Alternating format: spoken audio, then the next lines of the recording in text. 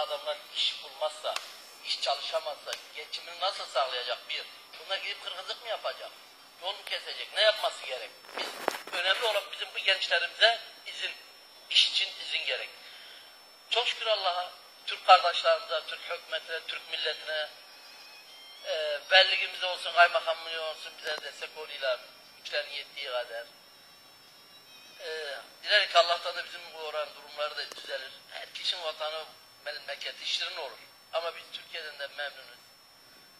Burada hayat şartları biraz daha bağlı Suriye'ye göre. Bizim gençler bundan çok biraz etkileniyor. Ne diyeyim sana? İnşallah direkt iyi olur. Biraz dardayım. Bize bir atasözü söylerler. Bülbülü altın kafese koymuşlar. Ah vatan, ah vatan demiş. Vatanımız şirin. Ama sen vatan değilsin ki ne? Savaşacak. Ben kimle savaşacağım? Benim elimde bir değnekle, bıçakla savaşılmaz. Çünkü yukarıdan bombalar atılıyor. Buna ne teleskop yani şey edecek ne benim megarofum edecek. Bundan savaşacak gücümüz yok. Belki gücümüz olsa, silahımız olsa belki savaşırım. Onlar olmasa neyden savaşacak? Sen atıyı bombayı. Sen canlı görmedin ki ne konuşuyorsun? Ben canlı gördüm o atılan füzeler, bombaları. Canlı gördüm, tattım. Onun için çocuklar yıprandı. Çocukları getireyim de burada en azından eğitime koyup çocukları okuduk. Burada 3 tanesini yazdırdık. İnşallah eğitimini görecek. Evde kiraladık. Ayakta durmaya çabalıyız ya. Cahdimizi verik. Allah muvaffak etsin de siz diyorsunuz ki biz canlı canlı doğru. Ben canlı canlı yaşamadım ama biz de bir yere gittiğimizde böyle 2 kilometre önümüze top düştü yani. Biz de böyle bir şeyi yaşadık. Böyle bir Suriye hatıramız var yani. Mutlaka siz de haklısınız ama şu da bir gerçek. Vatan sizin, devlet sizin, orada ölenler sizlerin kardeşleri yani. Orada bir zulüm var, orada bir efendime söyleyeyim vahşet var. Yani insanların bu vahşete de bir dur demesi lazım, bunun için mücadele de göstermesi lazım. Lazım da belki bir vatandaş, Suriyeli vatandaşların elinden bir şey gelecek bir şey yok. Dur dümeller. Yani şimdi diyelim ki sağda solda olaylarda Amerika burnu sokuyor falan burnu sokuyor. Niye bu Suriye milleti halkı olunca ezildiğinde kimse o yanan olmuyor?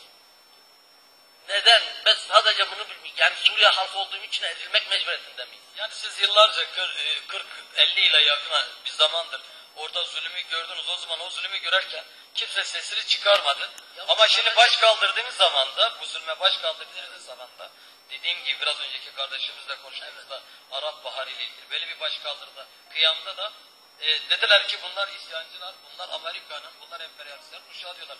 Gerçekten orada Esed zulmüne karşı direnen, savaşan mücahitler Amerika'nın emperyalist uşakları mı? Ya benim kardeşlerim, çocuklarım, amcam çocukları diye. Halkımız.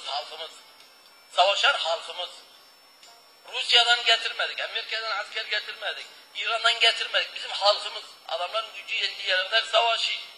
Evet bakın burada çok güzel bir şey söyledim. Amerika'dan getirmedik ama şu anda edindiğimiz bilgiler ve de sağlam yerlerden edindiğimiz bilgilerde orada öldürülenlerin birçokları kimlikleri de yayınlanıyor. İran devrim muhafızları. Yine orada öldürülen keskin nişancılar, Rusya'dan gelmiş kadın keskin nişancılar. Yine öldürülen orada birçok mücahitlerin öldürdüğü Hizbullah'ın, yani Lübnan'daki Hizbullah'ın askerleri, militanları orada mazlum, zavallı Suriye halkına karşı bir kıyım içindeler, bir zulüm, bir öldürmekte. Şunu soracağım, bu şebbalar diye bir şeyler duyuyoruz. Bu şebba ne? Şebbiha demek. Şebbiha demek. Suriye vatandaşları para karşılığında Esedçilik davetini görenler, işte burada diyelim ki miting çıkıyorlar Beşşar'a karşı, bunlar gelip bunları dağıtmak, vurmak, boğzamak mecburiyetten. Dün kötü bir haber aldım. Suriye, tabi bunlar para karşılığından. Şebbiyalar parayla çalışıyor yani. Evet. Paralı, yani Beşar Esad'ın paralı köpekleri. Öyle tam öyle diye. Hatta dün kötü bir haber aldım. Lübnan'da bizim işçiler geldiler. Suriye işçileri, minibüste. 9 tane kişi boğazlanmış. Kim boğazladı bunları? Bir tanesi de bizim Akrabet Çoban Bey'den. Kim bunlar boğazladı? Neden boğazlanmalar? Bunların zemmi ne, suçu ne? Günahı ne?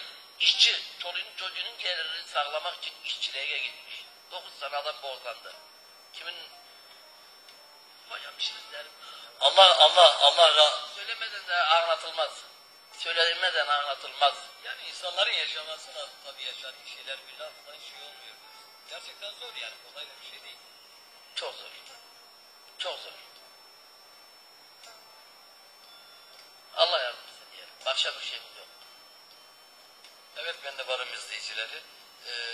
Bu evde yapmış olduğumuz Suriyeli kardeşlerimizle röportajı burada sonlandırıyoruz. Hem evin bu çevresini, bir de içeride yaralı, daha önce birkaç ay önce ameliyat olmuş bir beyefendi arkadaşımız var, kalp ameliyatı olmuş.